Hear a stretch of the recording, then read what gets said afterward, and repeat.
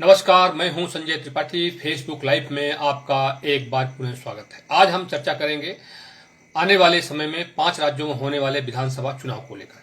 खासकर चर्चा होगी पश्चिम बंगाल को लेकर। जैसा कि आप सभी को पता है, पश्चिम बंगाल में विधानसभा चुनाव होने वाले हैं। हालांकि पश्चिम बंगाल के अलावा तमिलनाडु, केरल, आसाम, पांडुचेरी में भी विधानसभा चुनाव होंगे। लेकिन क्योंकि जिन 5 राज्यों में विधानसभा चुनाव होने जा रहे हैं, उनमें से पश्चिम बंगाल एक ऐसा स्टेट है जहां पर सबसे अधिक विधानसभा सीटें हैं। यहां पर तकरीबन 294 विधानसभा सीटें हैं। चर्चा इसलिए की जा रही है क्योंकि पश्चिम बंगाल में 2 चरणों में चुनाव होना है और जो अन्य 4 स्टेट हैं वहां पर एक एक चरणों में चुनाव होना है। तो पश्चिम बंगाल की चर्चा इसलिए विशेष तौर पर हो रही है क्योंकि यहां पर 23 अप्रैल और 29 अप्रैल को यहां पर मतदान होना है, यानी कि 2 चरणों में चुनाव होना है। पिछली बार जो यहां पर विधानसभा चुनाव हुए थे पश्चिम बंगाल में, वो कई चरणों में हुए थे। इसको लेकर विपक्षी दल के जो नेता हैं, खासकर जो पार्टियां हैं जिनमें टीएमसी प्रमुख रूप से है, उन्होंने सवाल भी उठाए थे कि इतने चरणों में चुनाव मतदान कराने का आखिर आशय क्या है। इसको लेकर भारतीय जनता पार्टी और टीएमसी के बीच में आरोप प्रत्यारोप का दौर चला था। लेकिन इस बार चुनाव आयोग ने यहाँ पर 2 चरणों में मतदान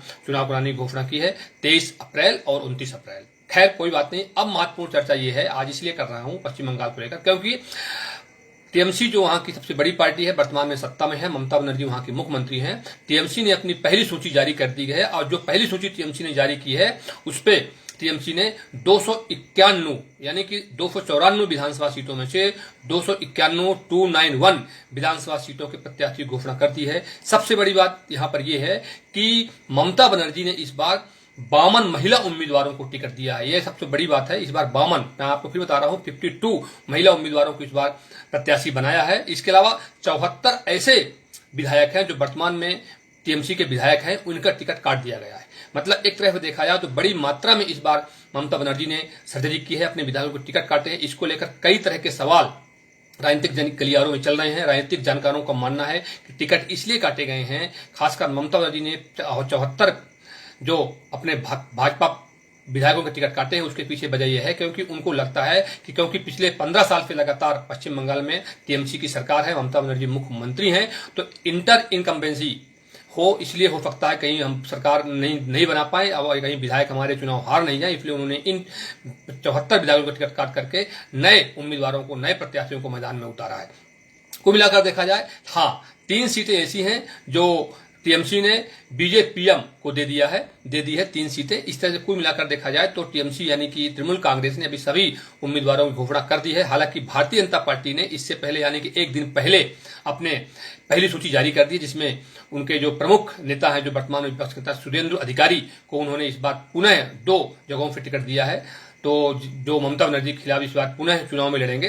तो कुल मिलाकर देखा जाए तो हालांकि अगर हम 2021 की बात करें, 2021 में 15 महिलाओं को टिकट दिया था तृणमूल कांग्रेस ने। इस बार उन्होंने करीब 52 महिलाओं को टिकट दिया है। तो इस तरह से देखा जाए तो बहुत सारी वजहें हैं इसके पीछे कि टीएमसी ने आखिर ऐसी क्या वजह है कि इस बार इतने सारे टिकट काटे हैं। इसको लेकर राजनीतिक गलियारों में चर्चाएं चल रही हैं।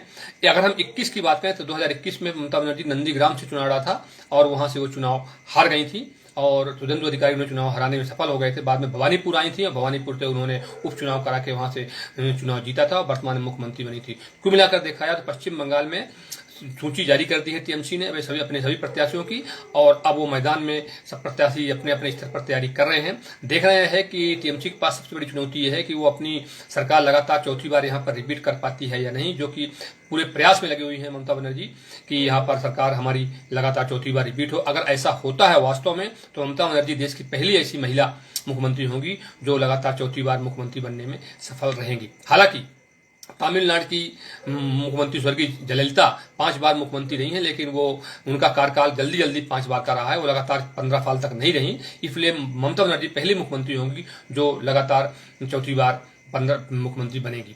तो कुल मिलाकर देखा जाए तो सभी की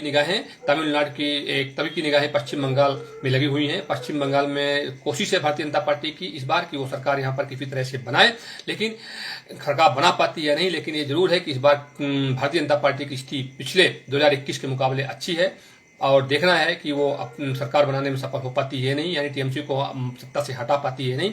यह तो आने वाला समय बताएगा। आज के लिए बस इतना ही। जय हिंद, जय भारत।